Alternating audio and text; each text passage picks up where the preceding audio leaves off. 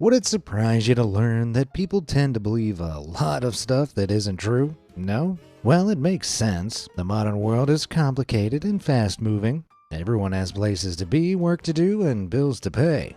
Most folks just don't have the time to Google random facts and double-check their accuracy. Luckily for you, I have nothing but free time. So get ready to have your world rocked, because here comes some false facts that you just might believe.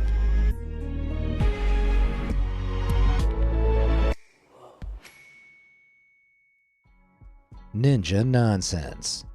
Everyone loves ninjas. Throughout medieval Japan, these elite warriors would stalk their prey, clad entirely in black, before striking at the perfect moment and vanishing into the night.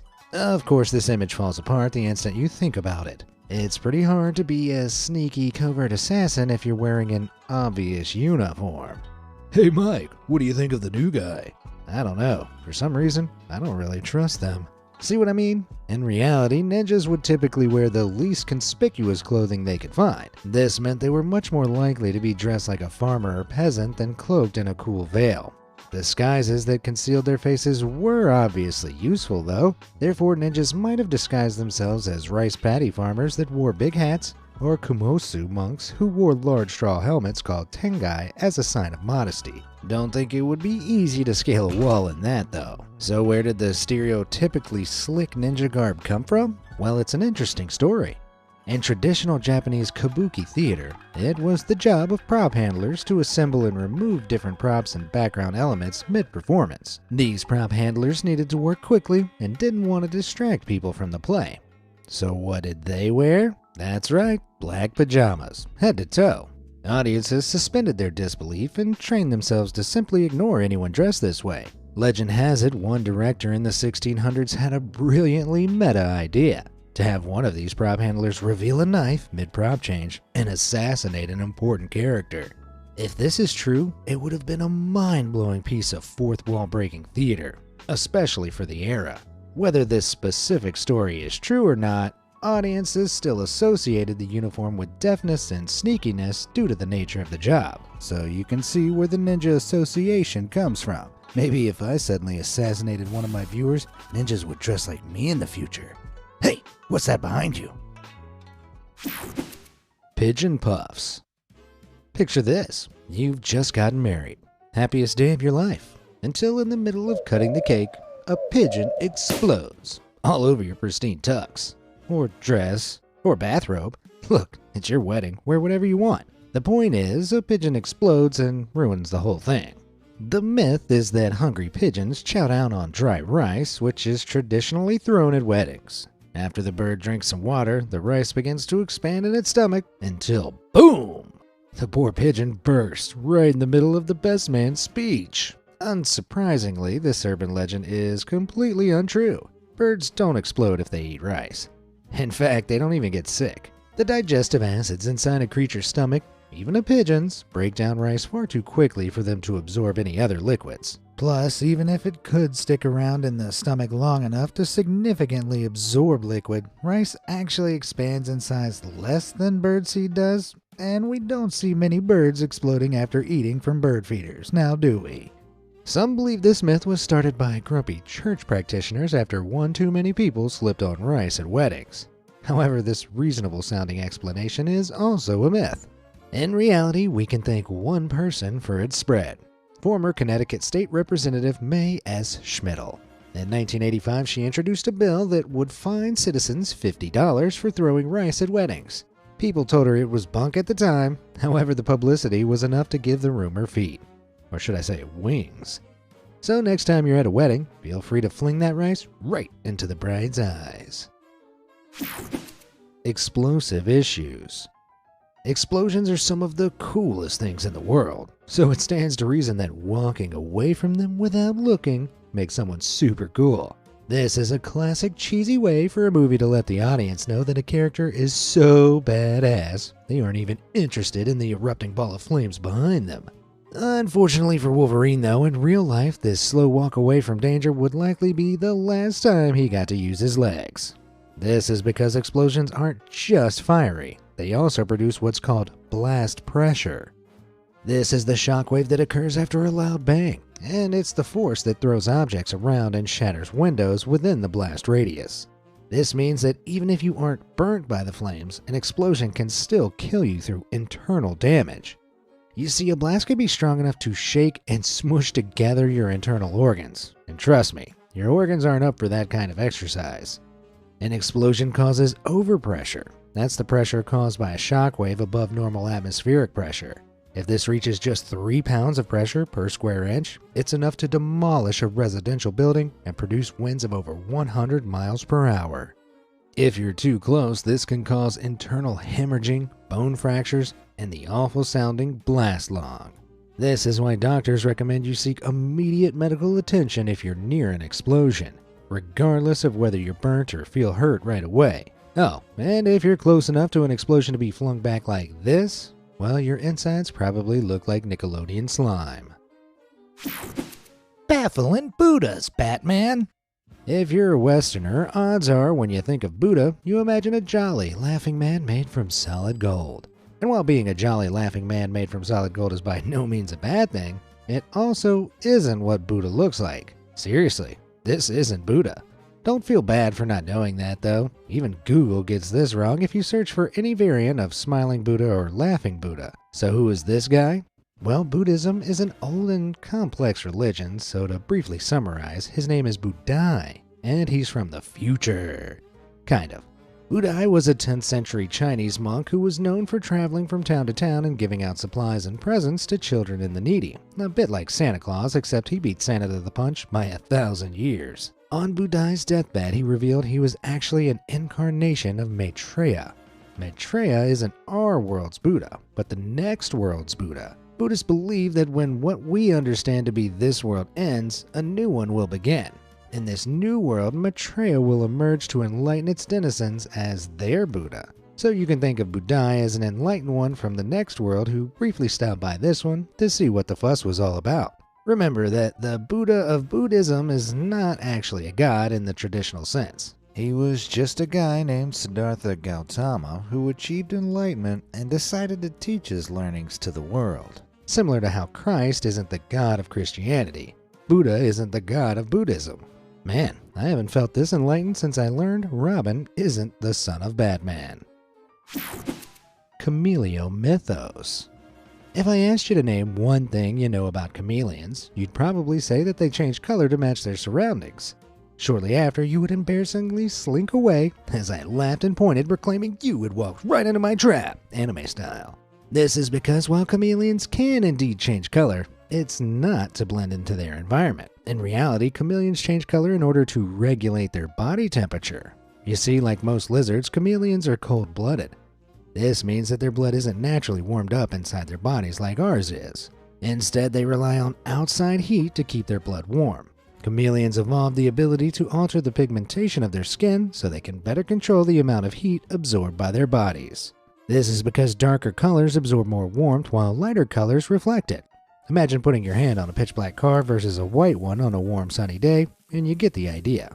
Additionally, some studies suggest that chameleons change color in order to communicate with one another, and even depending on their mood, but never to match their environment. Well, temperature is still a part of their environment, but they're not trying to blend in.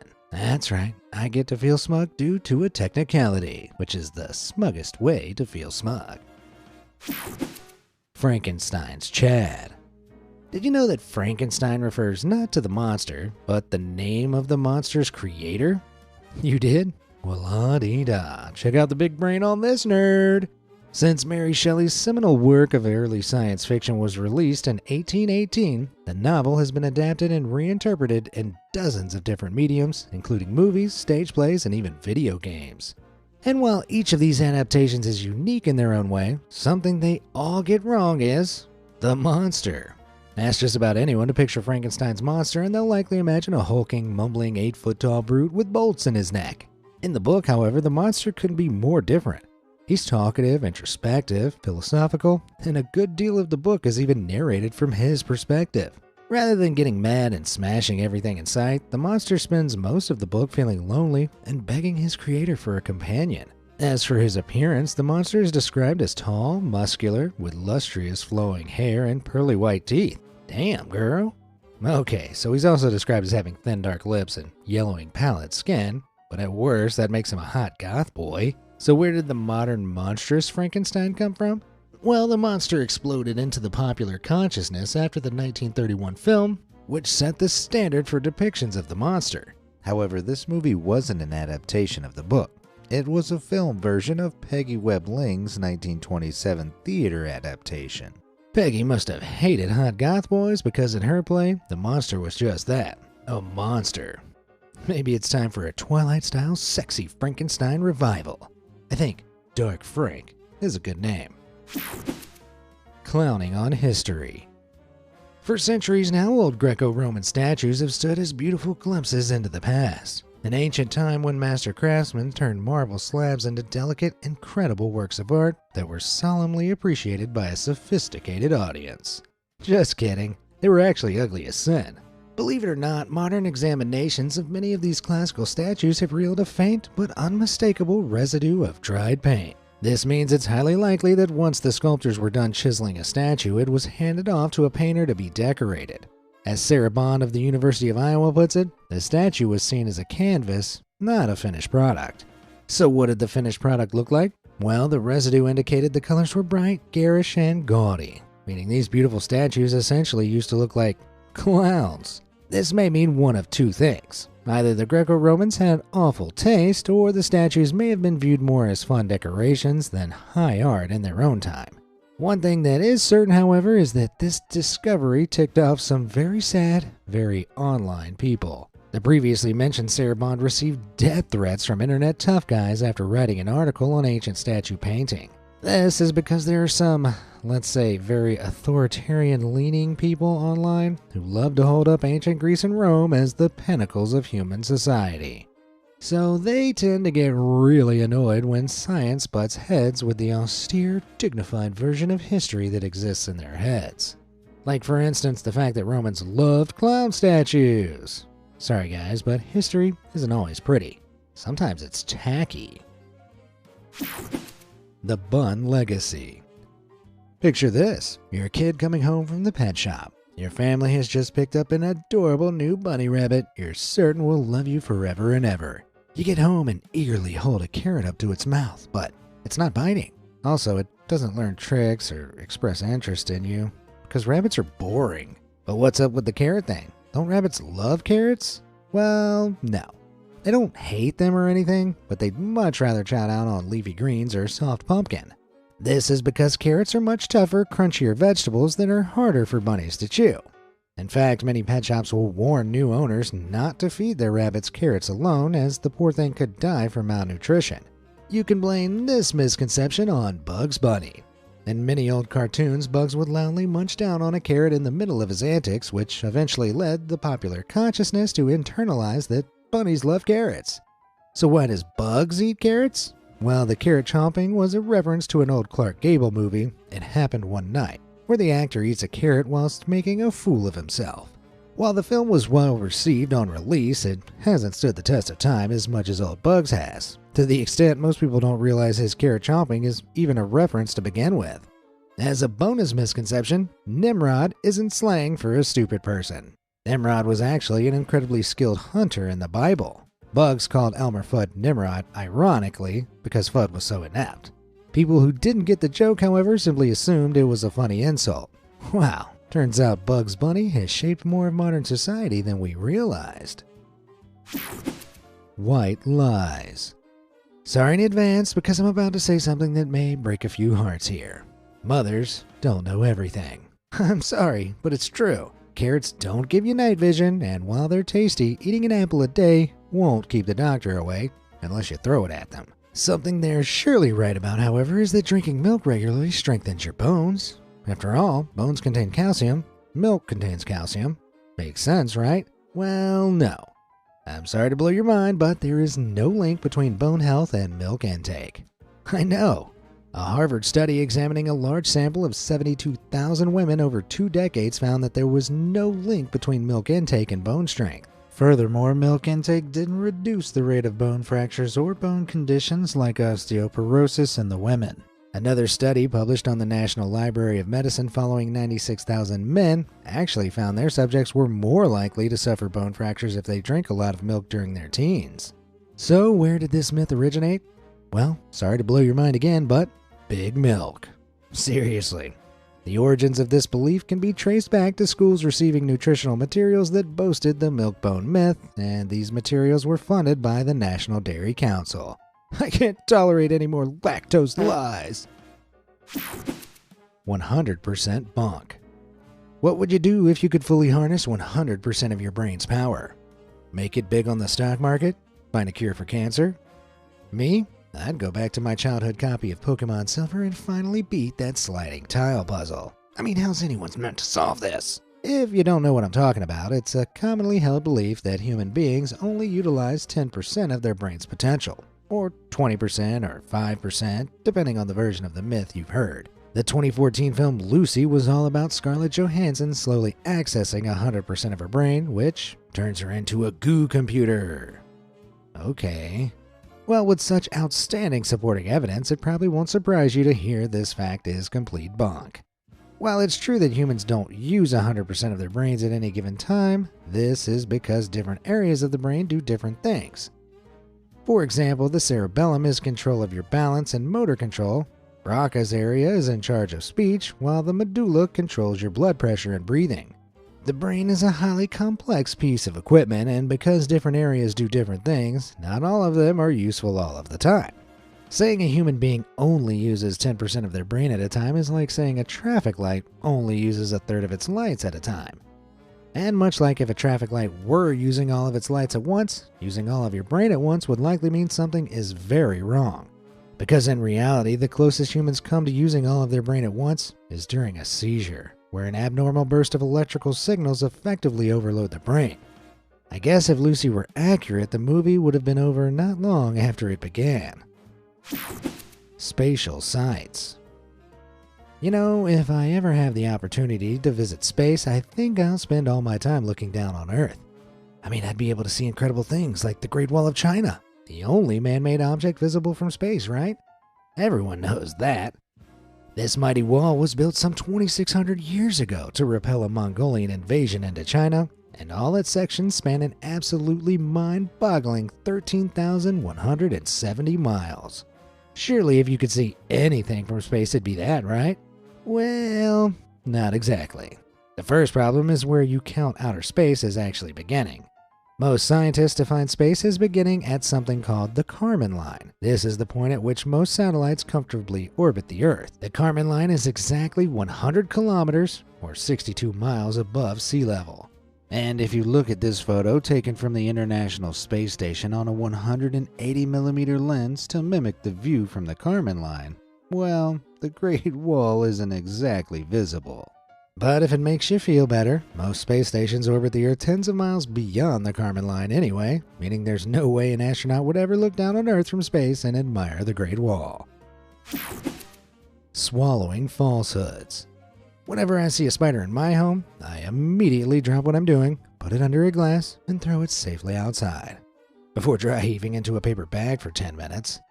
Still, as horrifying as it may be to touch one, the idea of swallowing one is even worse. After all, it's common knowledge that humans swallow between 4 and 8 spiders a year in their sleep, or is it just 20 in their lifetime?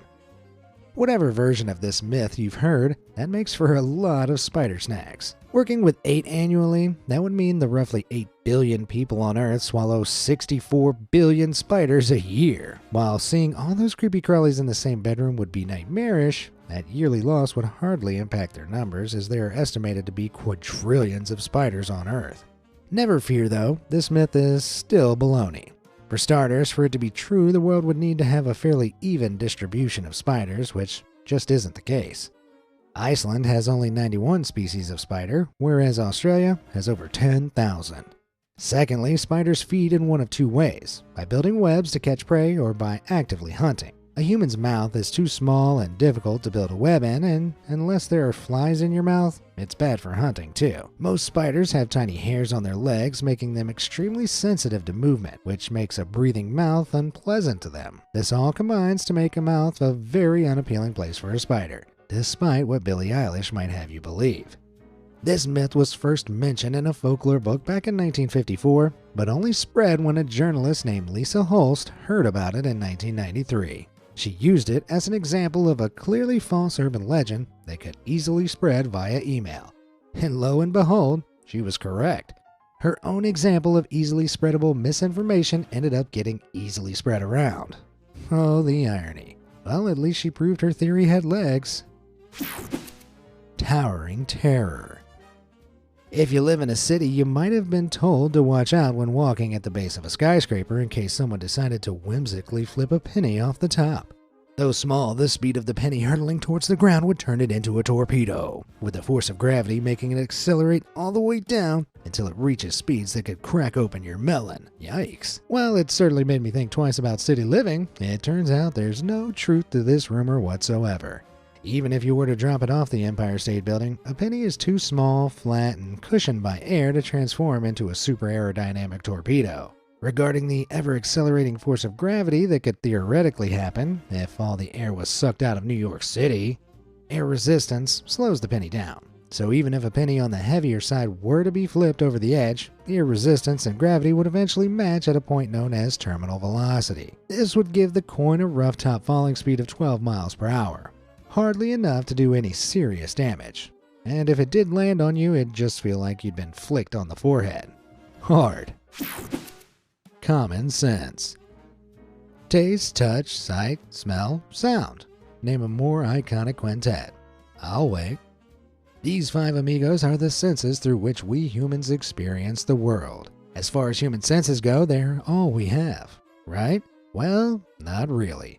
These senses aren't so much our only senses as they are our most popular ones. Think of them as the Cap, Iron Man, Hulk, Thor, and Spider-Man of our sense Avengers. The full team is pretty big, but in order to figure out just how many there are, we need to define what a sense is. Essentially, a sense is a group of cells designed to detect an external stimuli and then respond to it in an appropriate way. With this definition, you can argue equilibrium or balance is a sense. After all, your body immediately notices and responds to being on unstable terrain. Similarly, our ability to sense temperature and pain are unique senses. Our proprioception, which is basically our awareness of our own bodies, aka how we know where our feet, arms, and head are even if we close our eyes, is another unique sense. This brings us up to the conservative estimate of 9 senses, but some neuroscientists think we could have as many as 53. Some argue that hunger, thirst, and even our ability to feel the passage of time each count as senses in their own right. Other potential senses are much more specific, such as our ability to respond to airborne drugs or hormones, along with our ability to feel tension in our internal muscles. Of course, that last one could be lumped in with touch, as with several other potential senses, which is why counting the exact number is tricky. Either way, if you had all of them turned off but 5, you'd likely turn into a super potato, with limited ways of telling what's going on around you. Can't wait to see the next member of the Avengers, a hero who's just super good at telling what temperature it is. Wow, those were a lot of commonly held beliefs I just destroyed. Bet you're excited to correct your friends and family whenever they bring one of them up now. But which was your favorite? And are there any you know that I didn't mention? Let me know down in the comments below, and thanks for watching.